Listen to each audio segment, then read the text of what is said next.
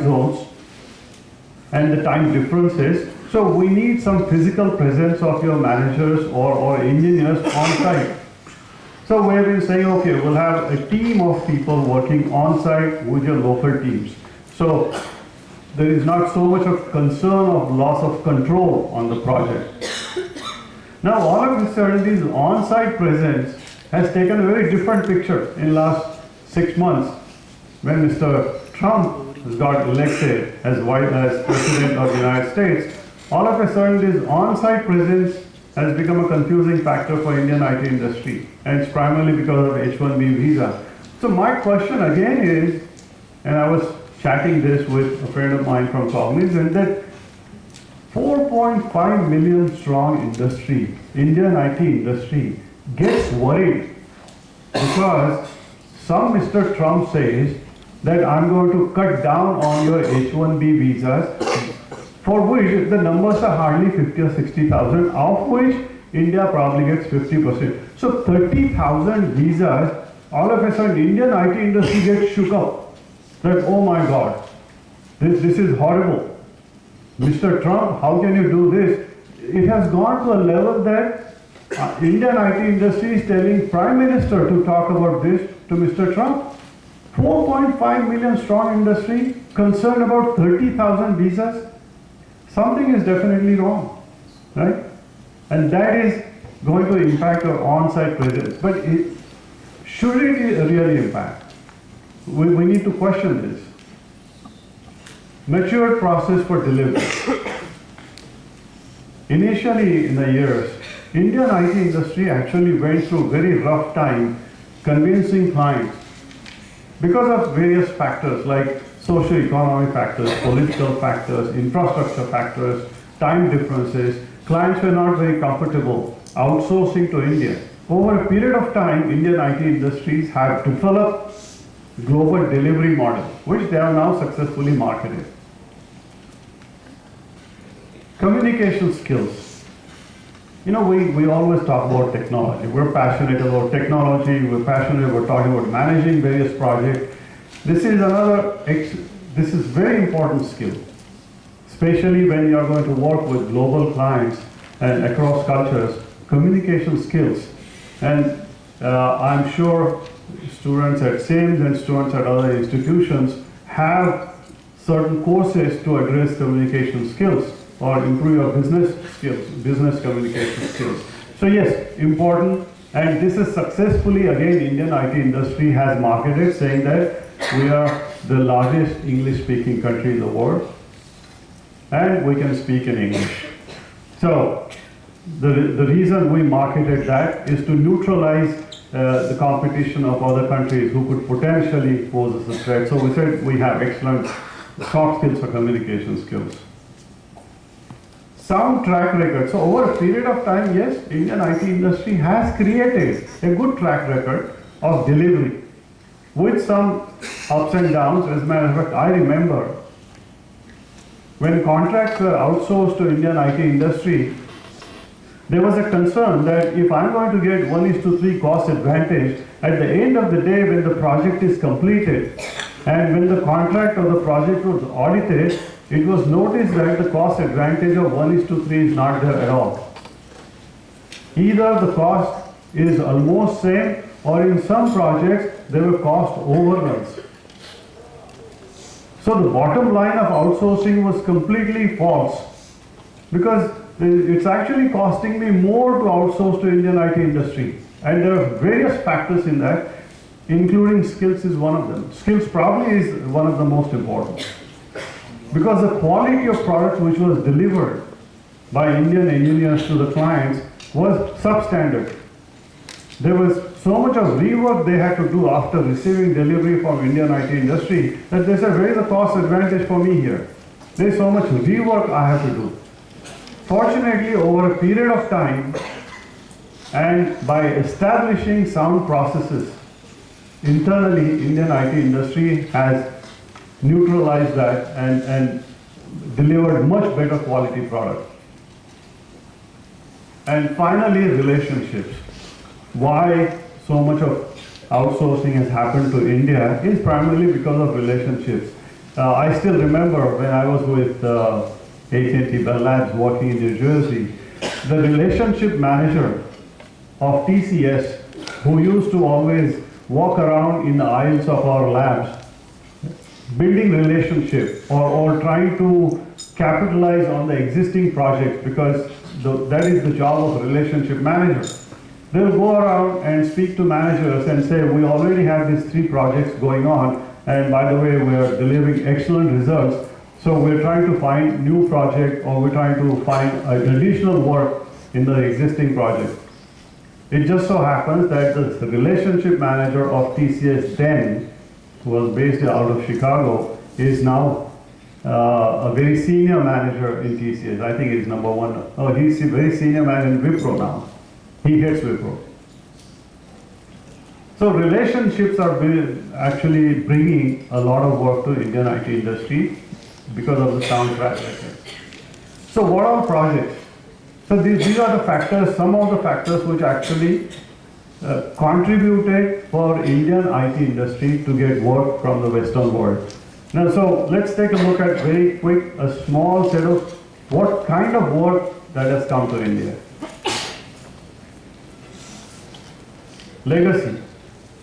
Legacy systems, right? Hardware and software support. And again, reading in the newspaper, 80% of work today, even in Indian IT industry, is still the same.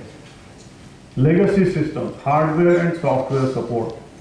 It's only 18 to 20% of the work coming to Indian IT industry is coming from a new domains. Now the hope is, not hope, but actually this is going to die down. This is going to shrink very fast in coming a couple of years, and the hope is that the revenue coming from new areas, new domains, new disciplines will ramp up substantially to compensate for the loss here. But today, as of today, and you can again check in the newspapers, the numbers have started coming in. Infosys just declared their numbers, which have, by the way, come out better than TCS. But look at what the news says. 80% of work is still this. Process improvement related work, the kind of projects which are coming to India. Level 1, level 2 support. These are completely going to go away. I think Brigadier Divekar said in his address that automation is going to kill all these jobs. And yes, it will. But a very large percentage of revenue and very large number of employees are still doing this in India as of today. And by the way, level 1, level 2 support jobs are definitely required to be done, but these are not high-skilled jobs. There was a time when it was required, and that's why companies from the Western world outsourced to India, because they didn't want to do it and invest or spend so much money to do this job. So they said, okay, here is a low-cost country which can do this job. Anyway, it doesn't need a top skills. Application support and maintenance or enhancement. Again, this continues to be a big revenue earner even today for Indian IT industry. Application support and application maintenance and enhancements for applications. Again, I hope you'll have some questions on this because there are many downsides of this. One of the downsides that I have seen in application support and enhancements is when a team of engineers are working on this, they rarely get the complete picture. They are actually told to do a piece of work. While that piece of work gets actually integrated to rest larger piece either in US or Europe by the local team. So the team in India hardly gets to know what exactly is the end-to-end solution. How does it help clients? How does it help business? Since we're talking about skills, these are the skills we have to develop. Unless we develop this understanding, there is no way we will know what these applications do for clients. Unfortunately, the business model is such that you will continue to get a piecework.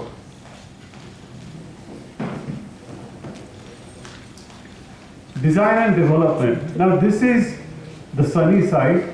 some companies have established their own offshore development center in India, or dedicated development centers, or some satellite teams with certain companies saying that this is only for me. This team will work only for my project. So they have a dedicated teams set up in India. Now these teams are doing some high technology work. They are doing some R&D. They are doing some next generation work, for which again you'll need a strong technology skills. Now coming to threats. So we quickly saw the projects, the kind of projects or the drivers, what all the threats are. I mean, and then we have to neutralize these threats by skilling ourselves, right? Global competition. It's not just India anymore. I mean, there is Philippines, there is Israel, there are umpteen number of countries now. As a matter of fact, I keep saying that you wait for 5 to 10 years and Chinese will eat your lunch. They will. They are monitoring this. They cannot just stomach the concept that a neighboring country with so many negatives can still export $150 billion worth of software. Why is that? They are equally good in maths and science. They are equally good in technology. They may be a little poor in soft skills or communication skills, which India has been marketing to the rest of the world. But they are working on it. They are working on it very seriously to improve their communication skills. When that happens, and I'm sure very soon that will happen, when a set of generation will come out of schools, they will compete with you. As a matter of fact, when I was working with T-Systems for a brief time here at SB Road, T-Systems India happens to be the services company for Deutsche Telekom, is the mother company. We used to get a contract.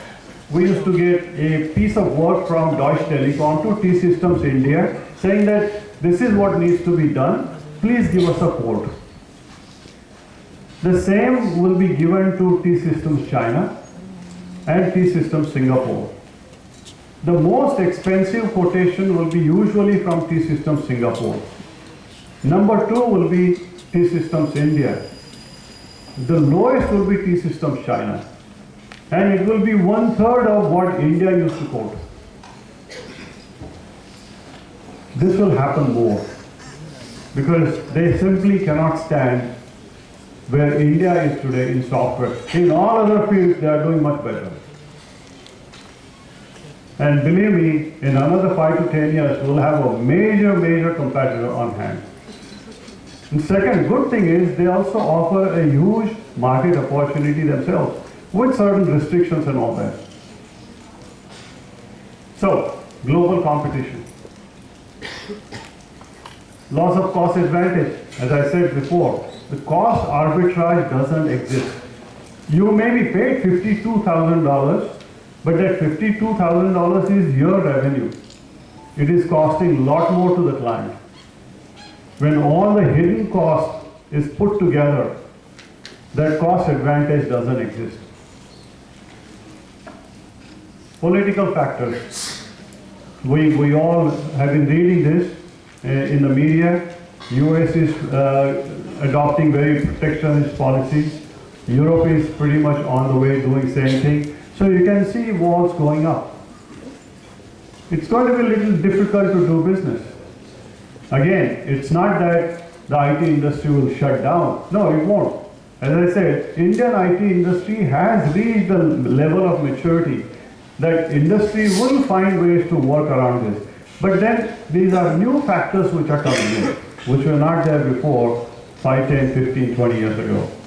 Today, there are protectionist policies which are being adopted. But again, India is doing the same thing. We keep saying make in India, hire Indian, build in India. Similar things happening across the world.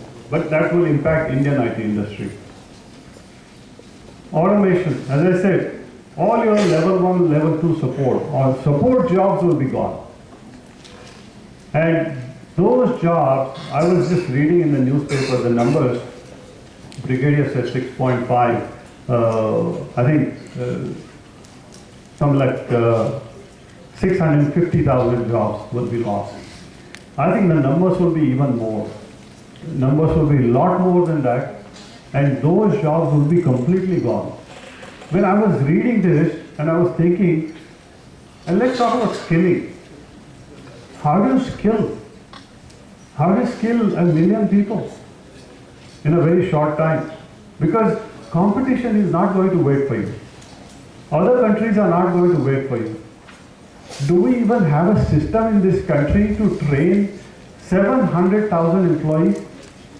Companies have their learning and development centers, they have their training departments, but they don't have bandwidth, they don't have that kind of capacity to train 700,000 employees, which also tells us there will be a lot of layoffs and a lot of jobs lost. And these people will find difficult to find other jobs because they don't have certain set of skills. Intelligent systems. As more and more intelligent systems are being built, less and less human resources required. Partly automation, a lot of intelligence built in the system.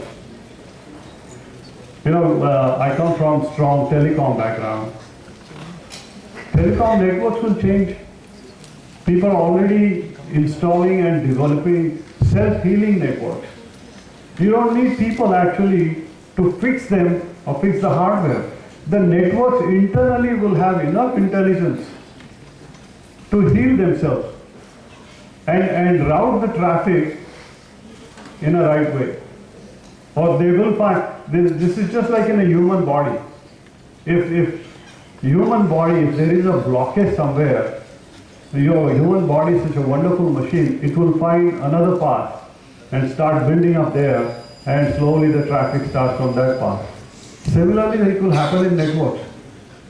If there is a blockage somewhere because of hardware failure, the networks will find another path. So where is the human being? Right now, there are millions of people who are actually doing these jobs manually, running to the sites and replacing parts and then fixing them and bringing to the labs and fixing them, installing them, all kinds of stuff. People are doing all these jobs.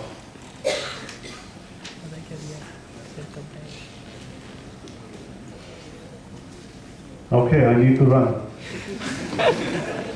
Actually, I just started, but let me quickly go through. When you talk about intelligent systems, software bots, they will take over all L1, L2 jobs. Hardware self-healing, firmware use of analytics. There's a wonderful startup I am associated here in Pune. Numerically controlled machines. There are tons in the used in manufacturing industry. These are typically embedded systems, where there is a microcontroller and rest of the logic that works around it for controlling various parts of the machine. We never thought that analytics could be used for improving the operational efficiency of CNC machines. This company has come up with this concept and the product where they capture data real time from the microcontroller and feed back into the operation to improve the efficiency. So use of analytics, even in the firmware, we keep talking about analytics. Analytics will cut across all industry sectors, whether it's healthcare, whether it's manufacturing, logistics, retail, telecom, IT, everywhere. Firmware, I took an example because it's a very unique concept. So reskilling. In the interest of time, I'll just quickly go through this. Support jobs will be gone. Coding will be gone. There are thousands and thousands of engineers in India in coding, programming. There are smart automatic code generators. Actually, the way things are moving, you can manage the process through pictures.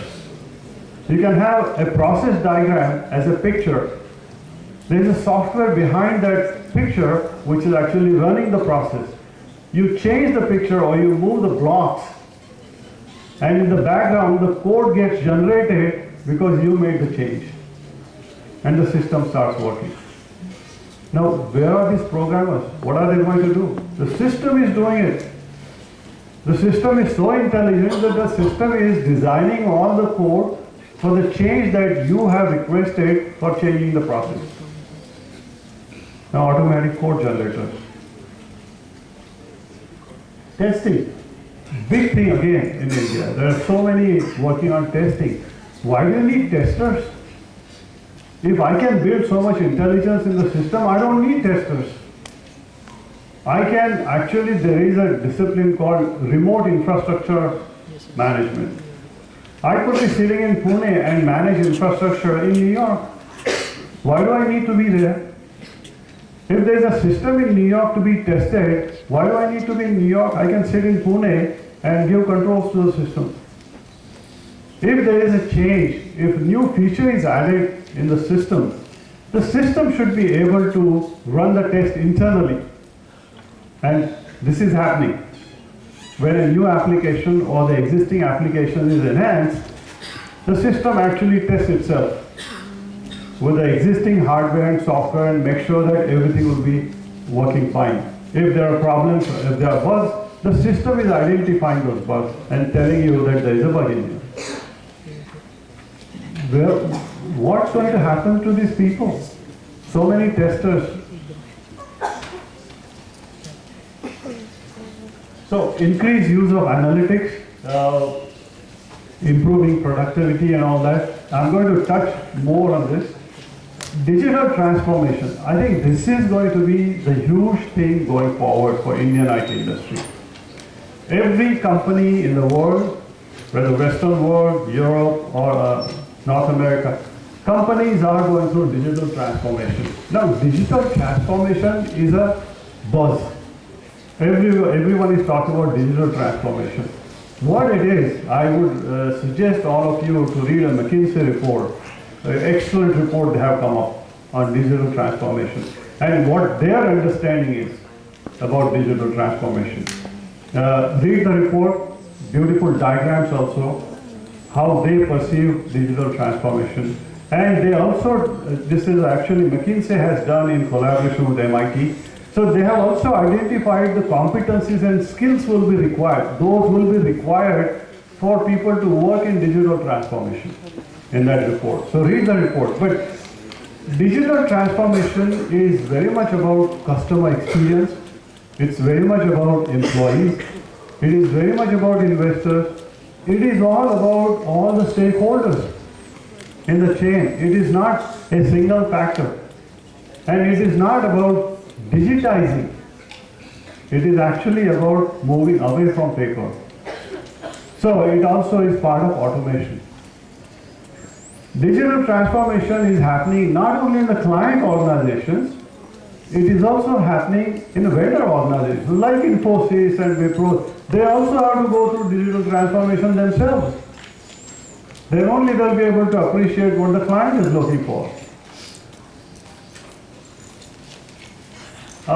Since we are in SIMS, I'll briefly touch education system.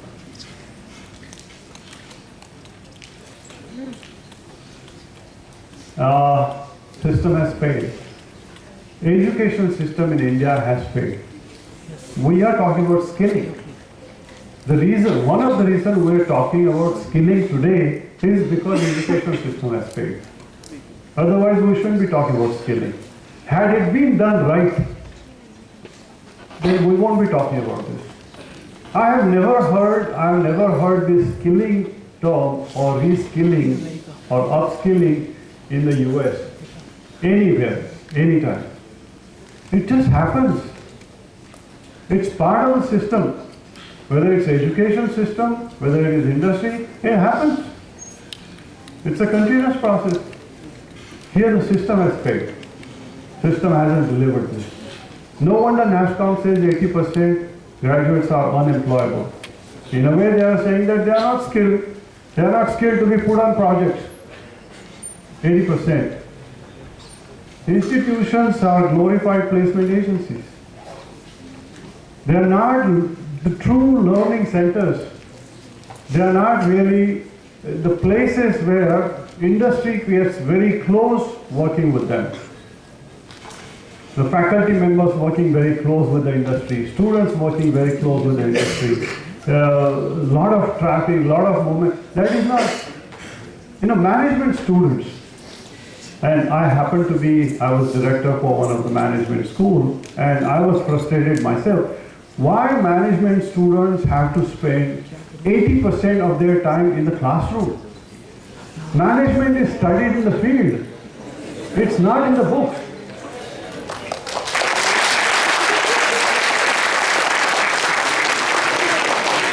And by the way, the management books we teach to students are written 80 years ago. Even Kotler says my book is useless.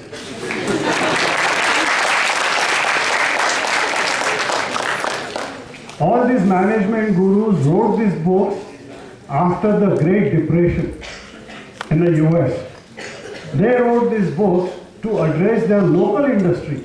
The concepts and principles, actually, the great value chain that you study actually came from that. When the industry came out of depression, they wrote these books. Not valid anymore. They are very irrelevant. Today, I'm sorry, I'm just going on. But even Shrikant Datar, and I'm sure Brigadier knows, Shrikant Datar, who is a very famous professor at Harvard, says Harvard MBA is useless. He says Wharton MBA is useless. Stanford MBA is useless. Because he says the way these MBA programs are designed are completely irrelevant. So I would also suggest all of you to read the book by Shrikant Datar that says Rethinking MBA. But coming back to the education system, so institutions, they should be focusing really to make sure that students really get engaged, every student get very closely engaged with industry. I'm sorry for interruption, sir, but we request you kindly wind up in the next 2 minutes. Okay, just 2 minutes.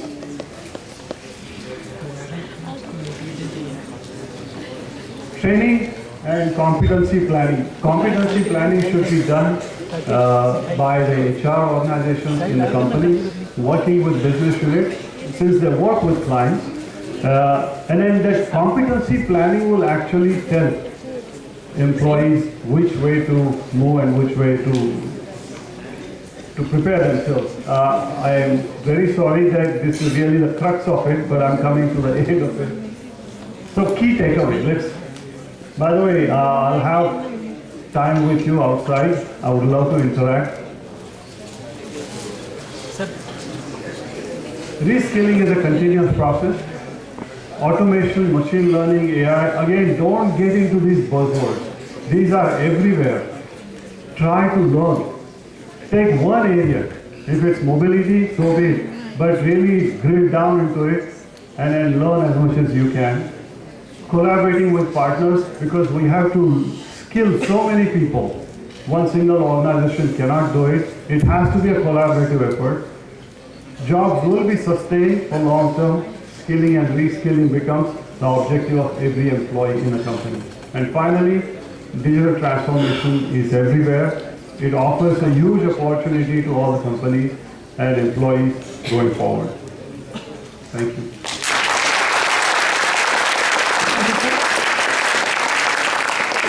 I don't think I have time for questions, right?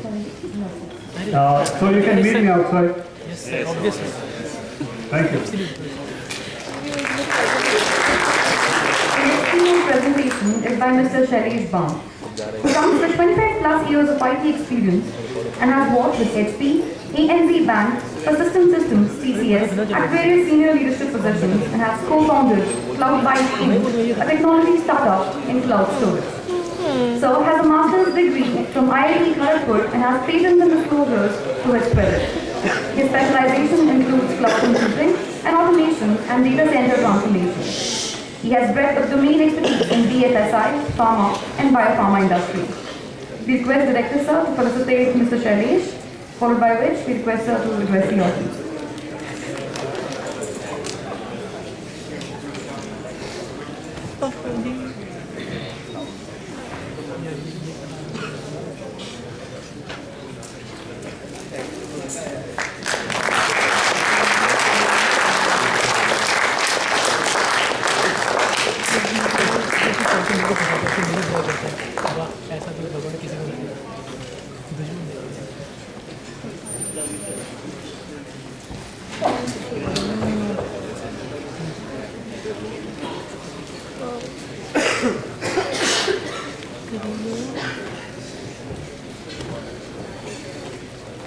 तो बैल भी नहीं लगा मुझे तीन चार लोग phone देते